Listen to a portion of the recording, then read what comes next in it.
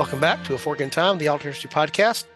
Don leading the charge today alongside the second most frequent contributor by percentage of the team. That would be Chris Coppola. Chris, how are you doing today? And maybe it'd be good to say hi to the good people.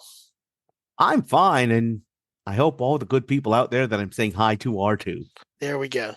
All right. We have a little quest here that we've been on, Chris, since our live stream at episode 200, which is to try to go through a number of the suggested topics that were put up for vote in the live stream that didn't win out.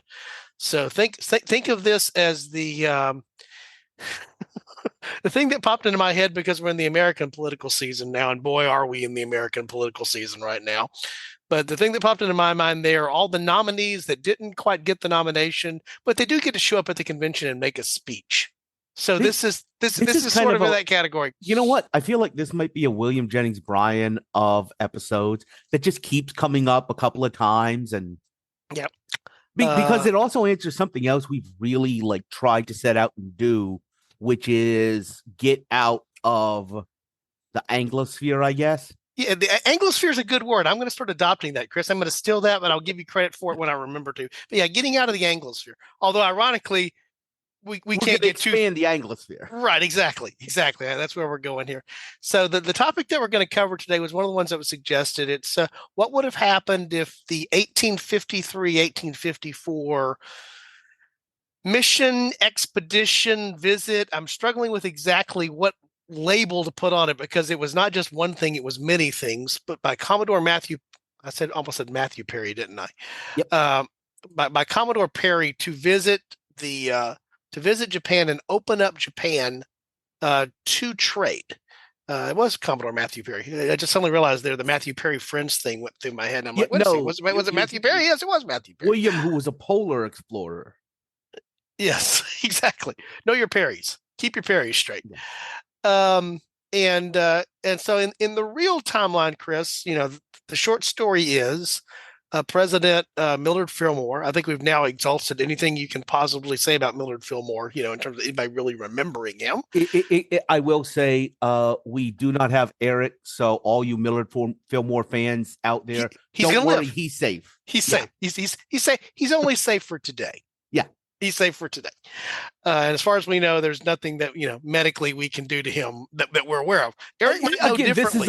This is us. This is pre antibiotics. He cuts himself shaving and his cheek falls off. We could have this happen. It could happen. But for today, President Millard Fillmore is safe. Yes. He's marked safe from A Fork in Time.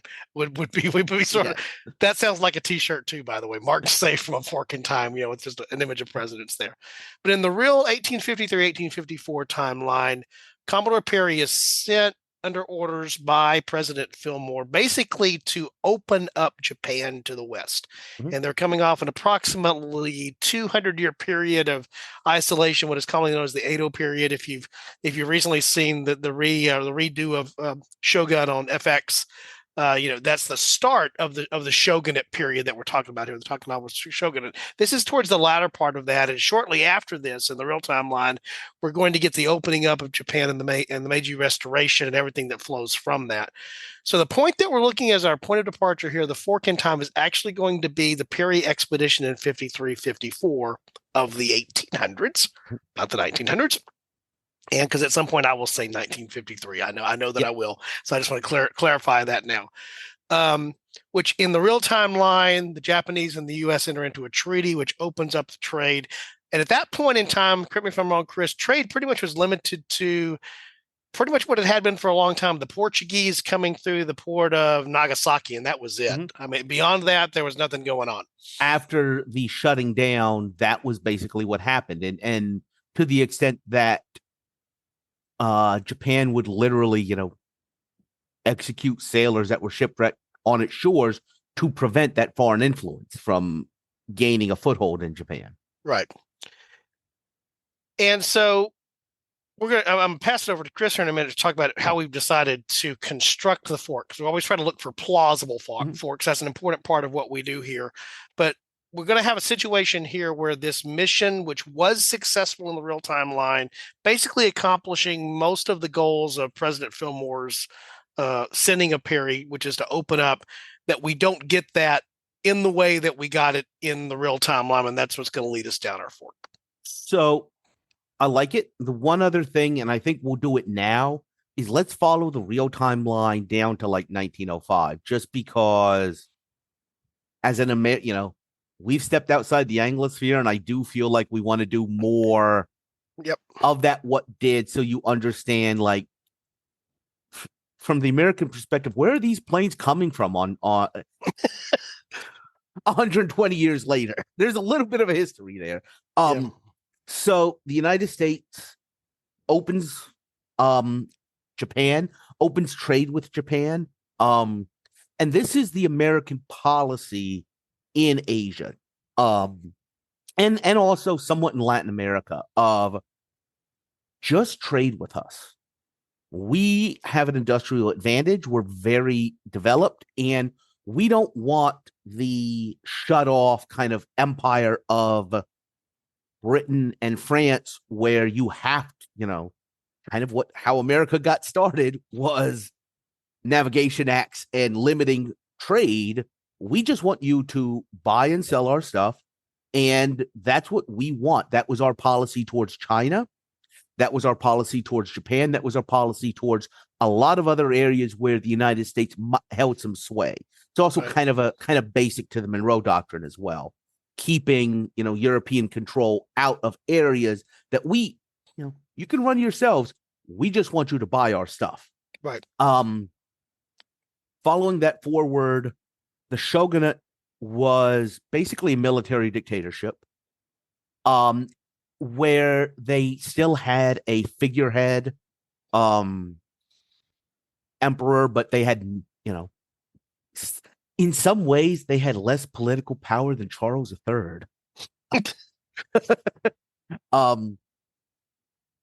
So during the Meiji Restoration, which is right around the corner, 10 years from now, the emperor strikes back.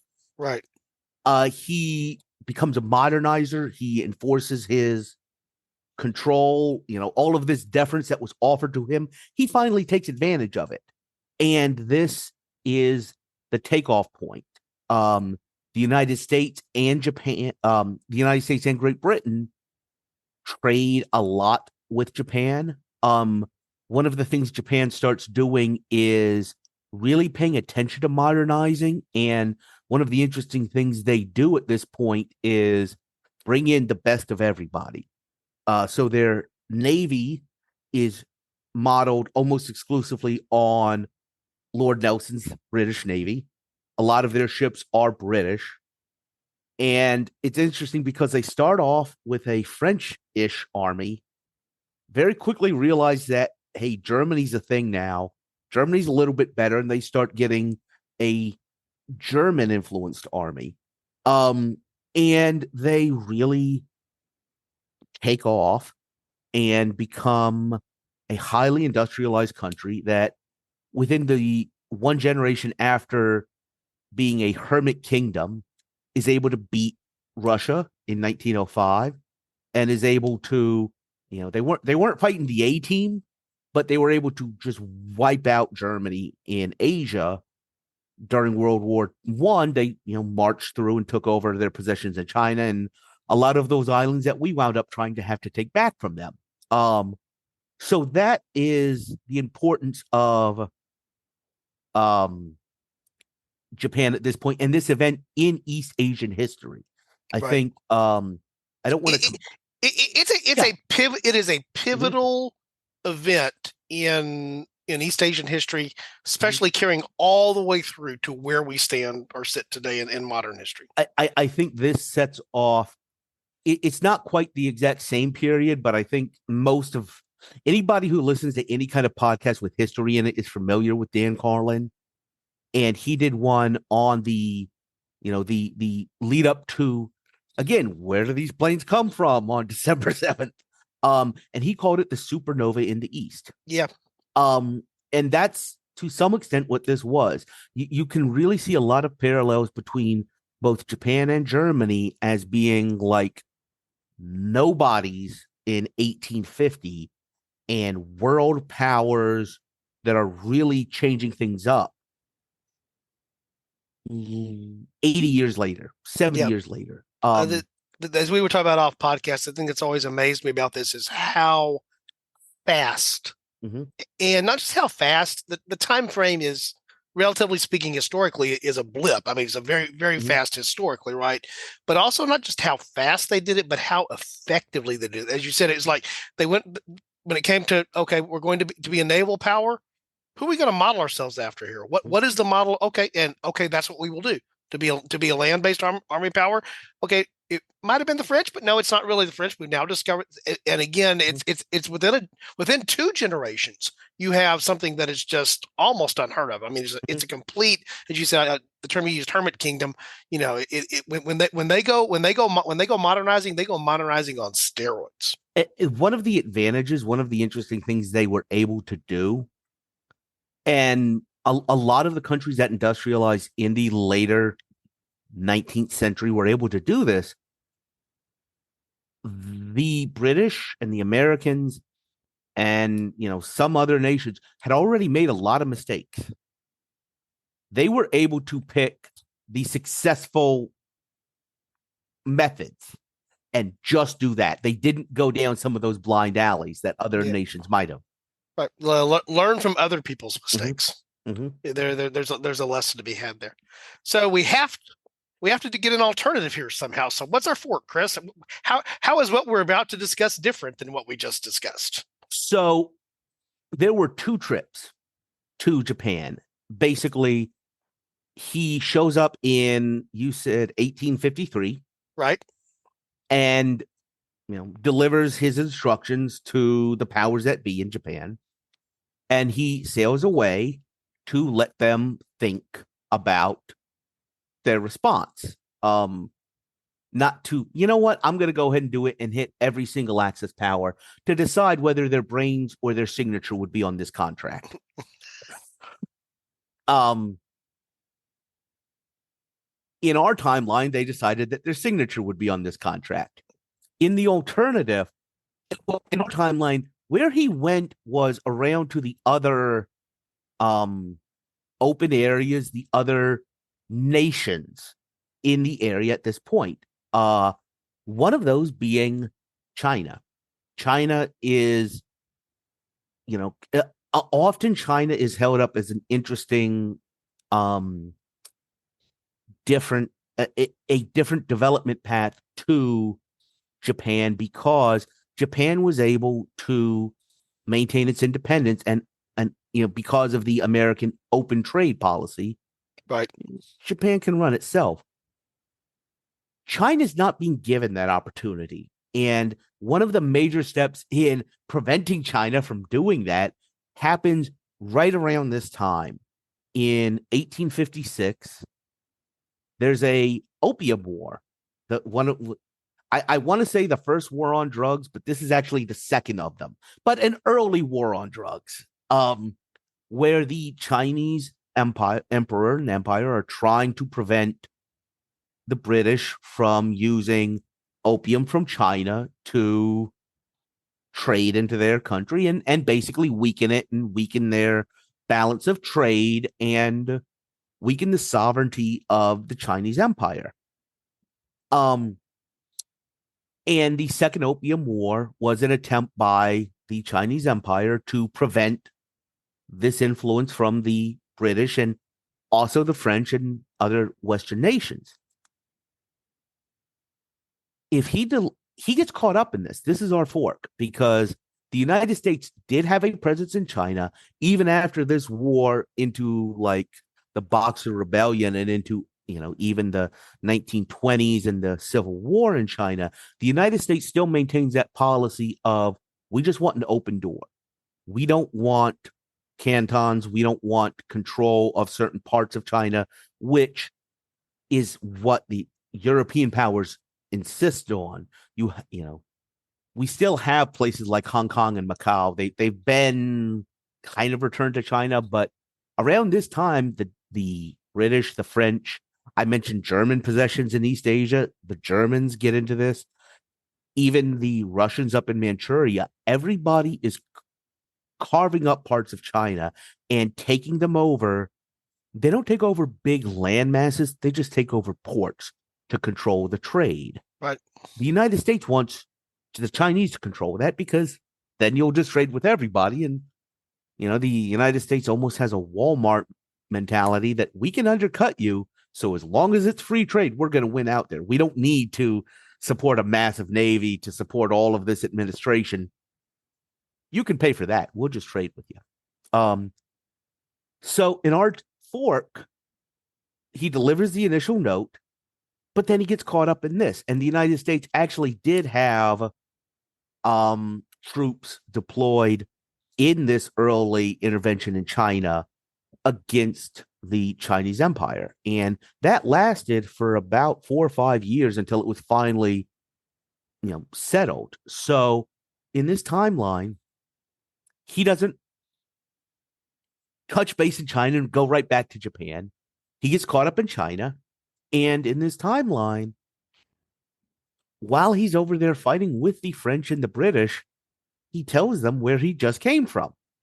They look at the stamps in his passport or something like that and realize, hey, there's another country over there that is shut off, so it doesn't have any, modern technology. We could pretty easily go over there and help them develop under our auspices. And under, as you pointed out, our model. Yes. Yes. So I think that is, what the British would do. The other, this is a really, now that I'm really putting it together, this is a really important, 5-year stretch in the entire Asian continent, because you've got the Second Opium War, which is where the British take Hong Kong. You've got the opening of Japan. And then in 1857, you've got what in the West is called the Sepoy Revolt, what in India would be called I believe, the Second War of Independence, which is a massive revolt among Indians within the British Army to try and drive out the East India Company. This is where this is basically where the British government actually takes over India. Prior to that, it had been the East India Company, which was technically a different entity. It was not, it was not British. Right. In fact, it was I always get confused here because there were multiple East India companies. There was the Dutch East India Company. It was this model was adopted across multiple means of doing so. It was, but this is the English East India. Right. The Dutch were in Indonesia. Right. But this is the end of that. This is where the British Empire enforces political will in this area. So they deployed some resources to this area to fill in some vacuums. And if the United States hasn't already kind of laid claim and protected Japan, you could easily see, I think it was, okay, I'm going to confuse a lot of people by moving a lot around historically, but I think Roosevelt at one point chided Churchill for the British acquisitive instinct. If you've got these resources out there and Japan is available, you're going to grab it. I don't know how you're going to grab it. Maybe you see the East India Company moving into Japan. As soon as the Japanese get cute with them, the British Empire follows that. It's not the British Empire actually taking over anything. It's just all of a sudden, here's some random British traders and missionaries being attacked in some foreign land, and the Empire has to come in and save them, rather than what it may look like, or other people may say, of the British Empire intentionally laying out and taking over places. Yeah. So again, we talked about this is a crossroads kind of moment in East Asian history, how East Asian history plays with Western continental powers, but Mhm. also rising powers in terms of the United States. This is a pre-U.S. Civil War United States. It's Yes. not it's not where it's going to be by the time we get to the Spanish American War, and certainly moving into the early part of the 20th century. But it's not where it was as a fledgling nation a generation before. It's in this in between. It's sort of in Mhm. an almost an adolescent state of coming onto the world scene. But the big thing that happens in the real timeline after this, we've already referenced it, is the end of the shogunate and the rise of the Meiji Restoration that leads to that modernization that we were talking about. So under this alternative timeline, how is that the same? How is that different, or how is that maybe not at all? Um, I think what you're going to see. So, just to make it explicit, we have a British takeover of the Japanese islands. They become part of the British Empire.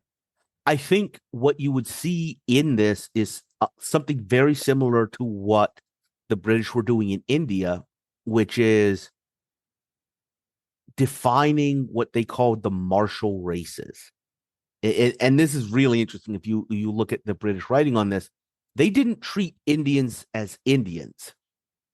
They recognized the different regional identities and had this almost social um Darwinist idea that certain um peoples were better fighters, certain people were better laborers, certain people were better farmers. And for example, within the British Indian Army, they heavily recruited Sikhs because they thought Sikhs were more warlike. I could easily see them recruiting uh Japanese, and so you almost have samurai Gurkhas coming into Japan and saying, hey, listen, you have a very strong martial military tradition. We are now going to co-opt you. And I could even see them co-opting the emperor in the way they co-opted some of the princely rulers in India, but having control over them, if that makes sense. Yeah, that makes perfect sense. And so you don't get the same you get a modernization of Japan, but Mm-hmm. in a different context and for a different reason in a different way. Right. I think what you have is a recognition of, even in our timeline, the British kind of felt like the Japanese were Asian Englishmen. They're a small industrious island off the coast that may not have the square mileage of other places, but have pluck and gumption or something like that. And I could easily see them co-opting that and the Japanese having a very different experience of British imperial rule. Um, but it's still British imperial rule. And I think what you might see is the co-option of Japanese military power, which eventually turns against the British in East Asia as part of the British Empire. Thinking into World War One, the basically the British Indian Army sustained the British Army through 1915. They had the professional army in 1914 that stopped the Germans because they were a very small force, and in 1915, while you had the kind of Kitchener's army being trained and the POWs battalions and all of that being put together, they used it. They used Sikhs. They used the British Indian Army to throw into meat grinders to hold the line. So I could easily see, I just mentioned Gurkhas. Gurkhas are another example of this for people that are not familiar. They're Nepalese kind of Himalayan tribesmen that the British thought were very good at fighting. So they co-opted them and used them throughout the entire extent of the British Empire as shock troops. This is kind of the British version of the French Foreign Legion.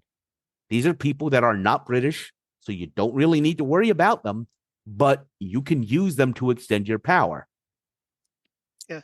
So you mentioned Carlin's, and by the way, we've referenced it before. If you haven't listened to Dan Carlin's Superpower in the East, and you are a history fan of any type, it is worth. It's quite an investment because Mhm. when Carlin does something, he does it for a while, but he goes all the way back and traces so many of these things through, so many things that I knew there that I was reminded of, and so many things I just didn't know there because of that exposure that I learned there. But one of the things that struck me, and you mentioned this, is the fact that eventually America puts into motion what eventually will come back to them, at some point later, Mhm. through a lot of things that happen in between, and probably could have been averted. We've talked about that a number of different times on a number of different episodes, but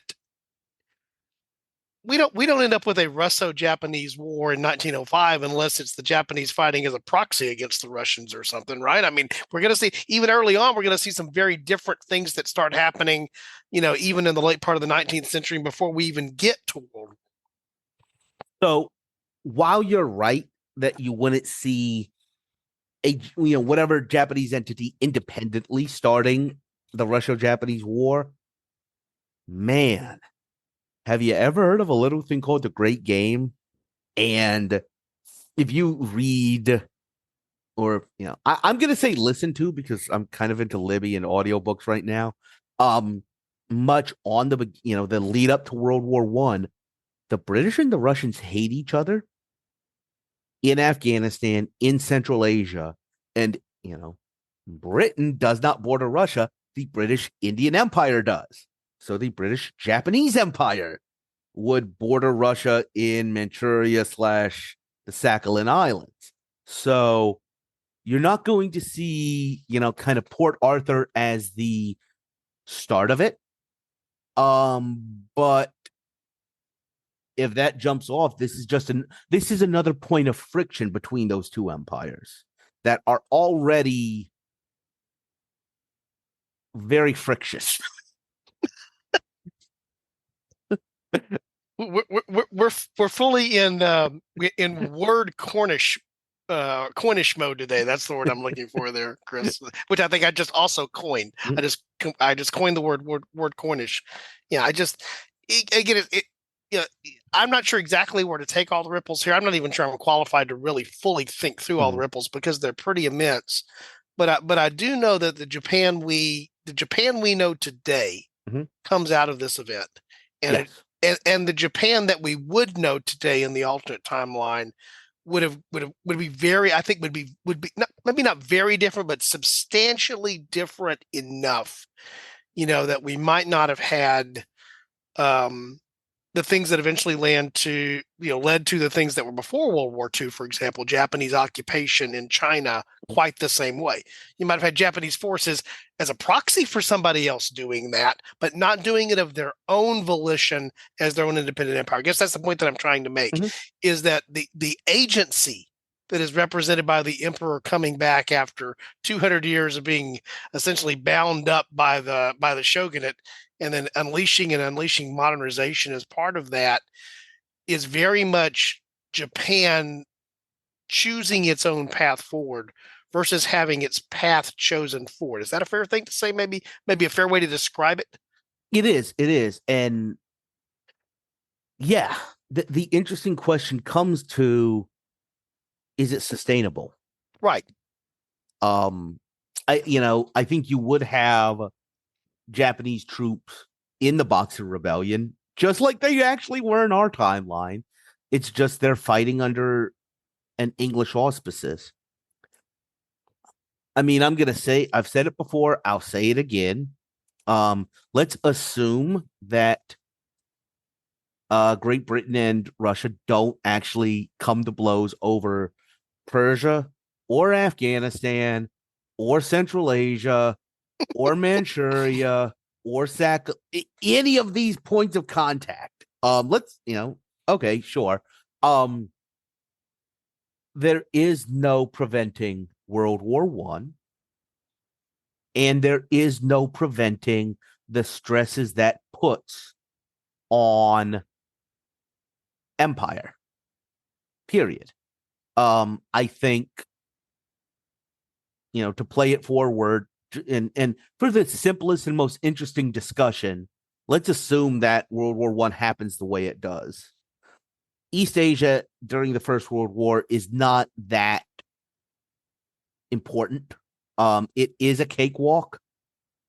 Um, but what I could easily see happening is this: the Japanese getting very angry about the British fighting China to the last Japanese soldier. I think if they are co opted into their military establishment, I think that, just like in our timeline, the Japanese get sucked into, maybe it's not a traditional guerrilla war, but get into a morass of a land war in China. I think they're dragged into that to extend British power, which changes the dynamic of it from Japan saying, and at least being able to tell itself, that they're fighting to create an Asia for the Asians. Right. The co-prosperity sphere concept Mm-hmm. is co-opted. You get that co-opted mm-hmm. as a result of this. Yeah. But it's very it is easier to convince the Japanese people to make those sacrifices to establish Japan's rightful place in the sun as, the Asian superpower versus them having to fight for British Hong Kong. So I think that is the point of friction. The British will not be able to hold it. Europe cannot hold the world the way it did. Japan, in our timeline, the thing about technology is Europe had a very important window between about 1600 and 1850 where they had an advantage in military technology, and they exploited that. Yep. And they used that as well as they could. But what happened after that point, and Japan was a big part of it, is the rest of the world bought these tools and learned to use them. Part of it was the Europeans needed to train them how to use them to kill other Europeans. Part of it was this technology just spread, and Japan was a major part of that, so that eventually the Europeans lost their edge, and at some point the British are going to lose Japan. And when they do, that's the place that I was about to go, Chris, because this was I was trying to turn over in my head. Is, the first place I go is, well, maybe it's something similar to what happened with the Meiji Restoration, but I think not, because there's now been this. It was one thing to be isolated by choice, and then to, whether it was sort of by choice or not, again, your signature or or something else on this document, but opening it up, and then once it opened up, again, this idea of agency, saying, okay, now we're doing this, kind of thing, versus, being someone who's had to throw off a European power that has been dominant, that's been there.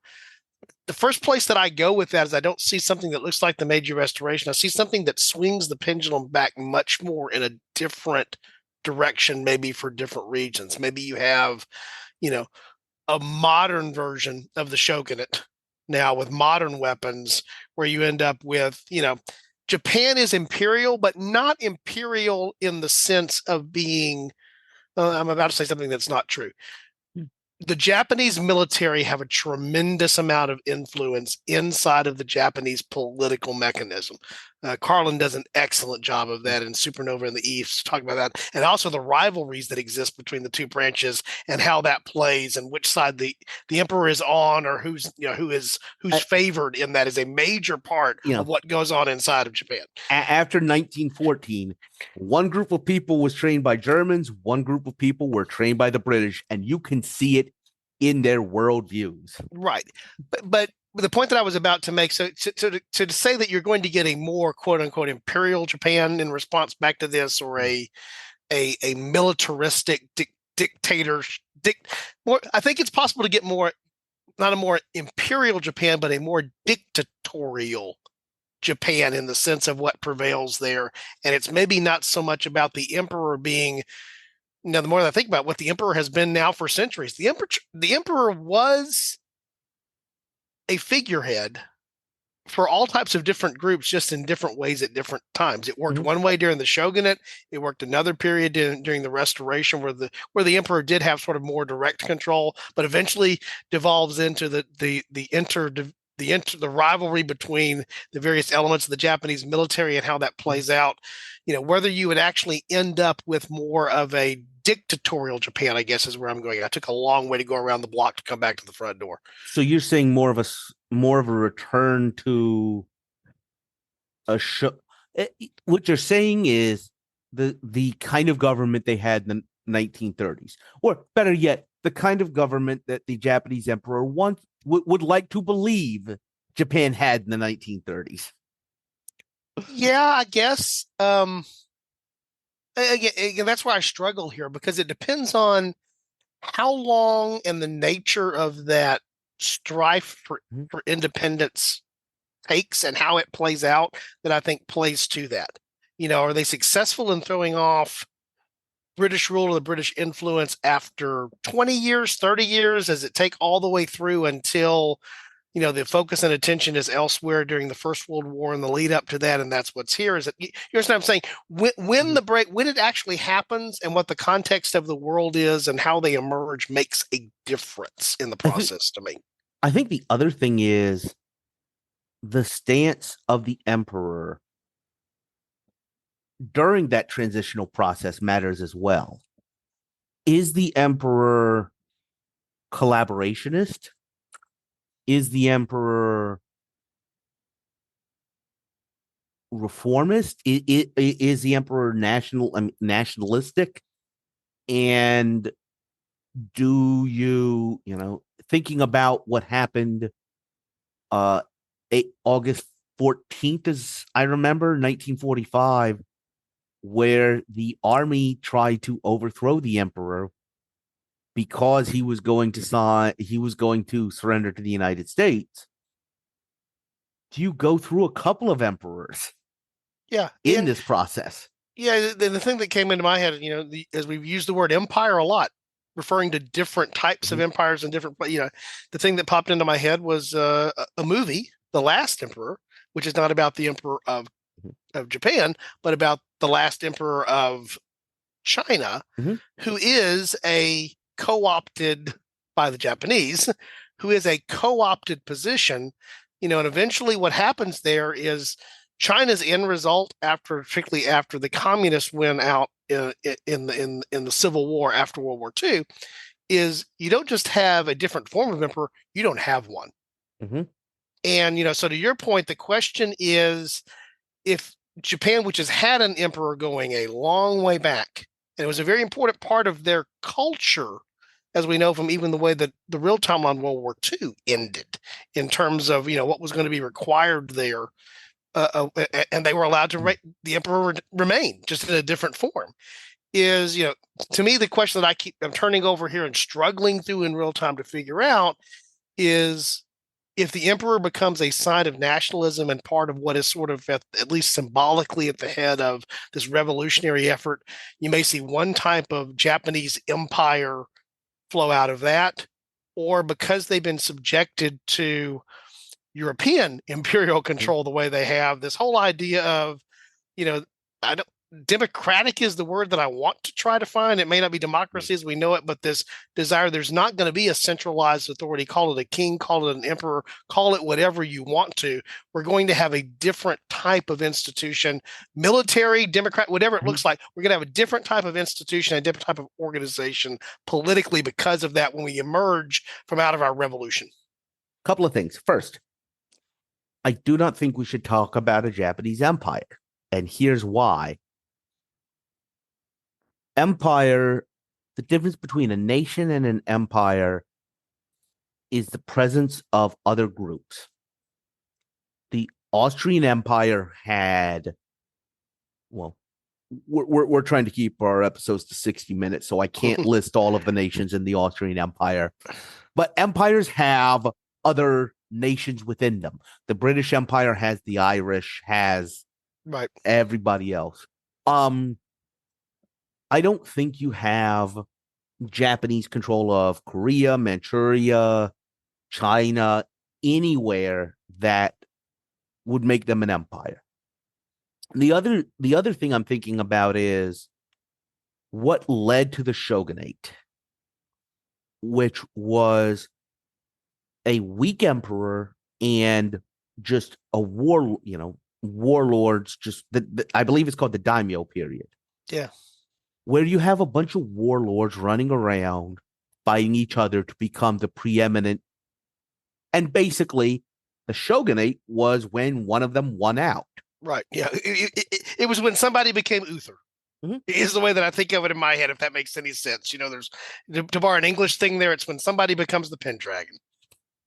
And what I see as a real parallel to that is an episode we're going to try and get to soon, which is the Russian Civil War or Russian history, where there is a very strong, in Europe, in Great Britain, there isn't a sense that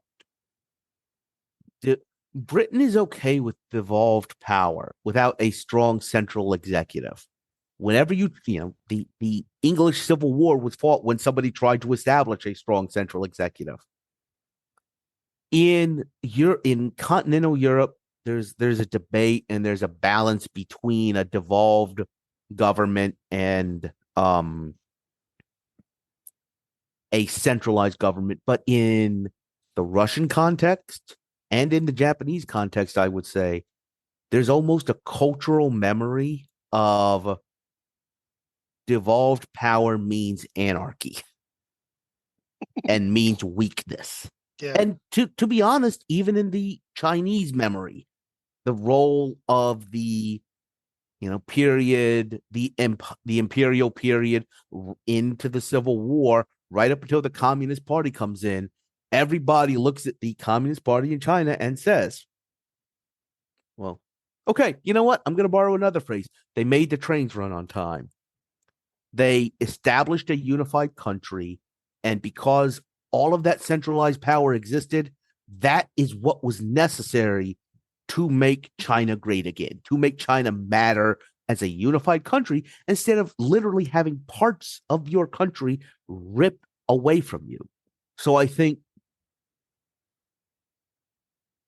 Japan today has a very democratic constitution, but culturally there is still kind of a pull towards a conformity. And I don't think any political institution can change those cultural institutions. So I think it is very likely you're going to go through a couple of different emperors. Right. The British will probably execute some. Nationalist mobs will probably execute some. But there's going to be one. They're going to settle on one where the British don't get them. And that will be what carries forward. So to rein us in a little bit and keep us within confines, because again, this is if a big. You want me to fill, I can go keep listing Austrian, Hungarian. Yeah, this is one of those big rocks Yeah. with big ripples, like we talk about here. So I'm going to jump forward to today. Yeah. Under this alternative timeline, not having to describe everything that happens in between, which would be a lot of different that we just talked about, a lot of potentially different. Mm-hmm. What would a 2024 Japan look like today if this were changed in 1853-54? I think it looks very similar to what we have now, with one difference. It is, I think you could easily see, again, a centralized democracy. I even think it's possible you have a relatively pacifist country. because of their history. In to compare them to the other late 19th century supernova that got out of control, the Germans have a sense of what they did. They know they got out of control and they admit it, and it is still something that weighs on them. The Japanese don't. The Japanese do not admit. And to this day, you have conflicts between Japan and Korea and China over what happened during the Japanese imperial period. I think if they're doing it, if the Japanese throw up their hands that they say they were just following orders, if it's not a Japanese officer giving those orders, I think it's easier for them to come to grips with what they did, what the British Empire used them to do. And so I think you could see a rejection of militarism. And also, if you don't have the issues of the rape of Nanking, if you don't have the comfort women, if you don't have all of these things, or if these things are acknowledged and discussed, I think you could have even a closer relationship, closer ties between Japan and its near neighbors. I can see all of that. I can see the thinking behind all of that, Chris. So this started with an American mission to Japan. We went way off of that. We left that sort of way back. What would American Japanese relations look like today? I guess would be my other questions. That's a tangent to that.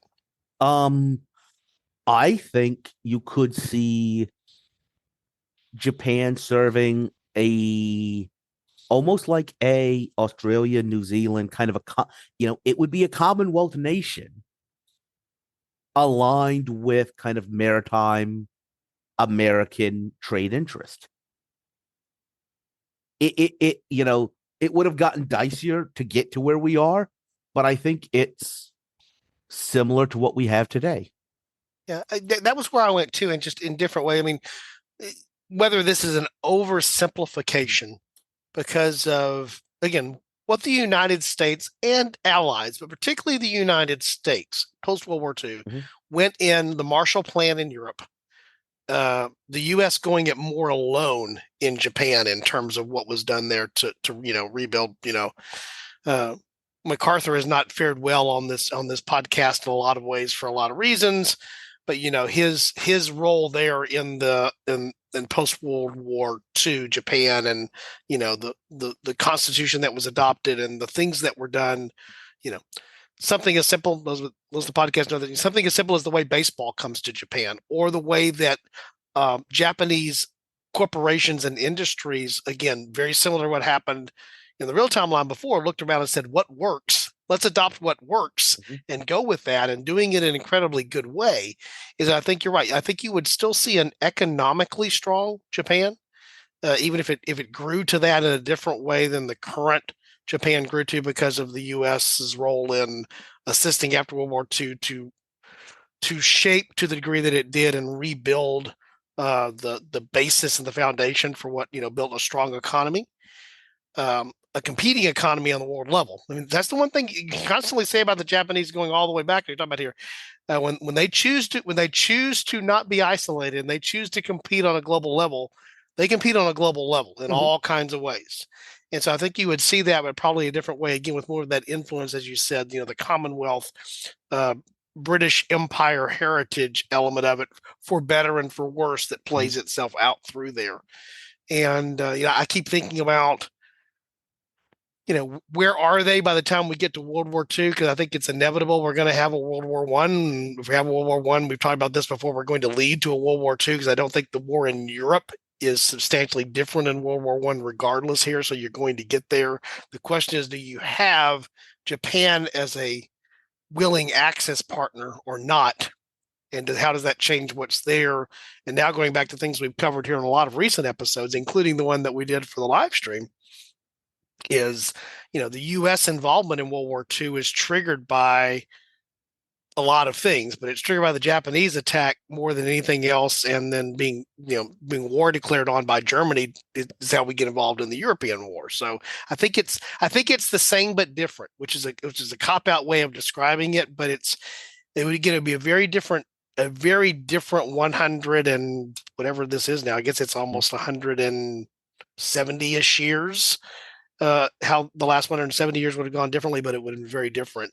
And it would have been different for the United States without having that open up undoubtedly at the time. Um, I think it was that you've identified we're talking about a 5 to 7 year period of history here in the 1850s that are real pivotal. And you look at, the modern, like, major countries. I named three of them, and their entire trajectory changed in this 5 year period. Right. Right. And we spend a lot of time. We will go back there again because there's just so many reasons to go back to, and we do it more in the modern period than we should. We will going back in deeper ancient periods, but China is impacted by this, and you change anything in China, you change a lot. We've talked about that so many times, particularly if you change China in the middle of the 19th century and moving forward, you change a lot, which is a big part there. Any big thing that we missed, Chris? We walked all over the map here. I don't know that we planted any flags per se, but we certainly covered the territory. Yeah, nothing really jumps to mind. Okay. Well, if we forgot something, and I'm sure we did, we ask our. By the way, go ahead. If you want to see us try and fill in some of these gaps we left, if some of these strings that we just left hanging like interest you, like what does World War II in Asia look like? There's a place they can do that, Chris. We actually have a place for that. We have a Discord server, and we encourage our listeners to participate there and give us feedback there and on the website as well, www.aforkandtidepodcast.com. But this is exactly where we want to hear you say, Don, Chris, you got it right here. You got it wrong here. What were you guys thinking? You did not even think about this, or wow, I never thought about that. Whatever your feedback is, keep it within civility, but it doesn't have to be in agreement.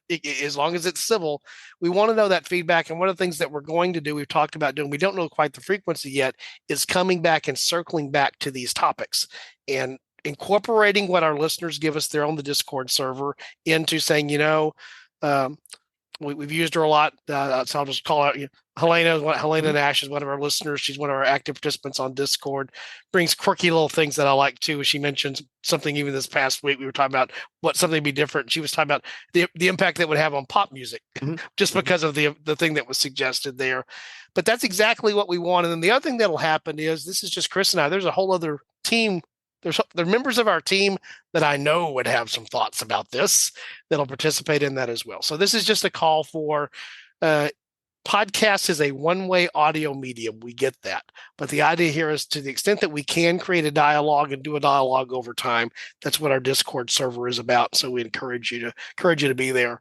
Some of you will be listening to this episode maybe a week or more ahead of other folks. And the reason you'll be able to do that is you're patrons on Patreon. And one of the things that you get is early access to our episodes. And as we build the inventory better, and to do there, we actually have more of a lag between when something gets recorded and when something goes out. So if you're listening to this early, thank you for being a patron. If you're not, you could have already listened to this because you could have been a patron.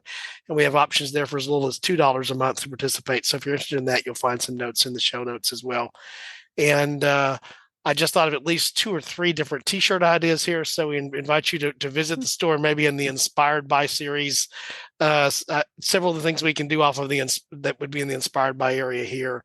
And one of the cool things we got this past week, I know you saw this, Chris, and those of our listeners that are on Discord, Evan, who's one of our listeners, and I think it was his girlfriend, posted pictures of them sporting some Fork in Time gear, and that was pretty cool. So if you're interested in getting you some swag, some things that you can do to rep the show, we have ways of doing that. You'll find that at the store. By the way, I'm just going to mention this now. For this episode, there will be a 10% discount code that's put out. So if you listen to this point, you're going to pick up the code that you would not see otherwise. And so when you go to check out, there'll be 10% off. If you type in, what is going to be the code, Chris? Because I haven't created it yet. What do you want me to make the code that ties back to this episode? Perry. So Perry. Perry, Perry. will become the code that you can use to get 10% off. If you listen to the very end here, and you're having some interest in picking up some Fork in Time gear that's there. By the way, patrons, automatically get a discount that's even bigger than that. So if you're thinking about some gear, that's another way to leverage your dollars in a powerful way. But we don't do this for the store. We don't do this for the other stuff. We do this because we enjoy talking about alternate history, and we've met good friends along the way doing so. And Chris, we have how we close out pretty much every show now. We've been doing this for over 100 plus this way. We have a strong suggestion. 200. Over 200. But we've been closing out shows the way we're doing now for not quite 200, but we're getting close to that. We have a strong suggestion for our listeners if they happen upon a Fork in Time. What is that? Take it.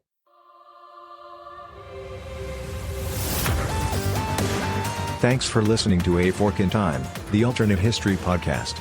Learn more and provide feedback by visiting our website at www.aforkintimepodcast.com. Connect to us on Facebook at facebook.com/aforkintime or follow us on Twitter at AFIT Podcast. If you want to support the show financially, visit our Patreon page at patreon.com/aforkintime. We hope you will join us next time.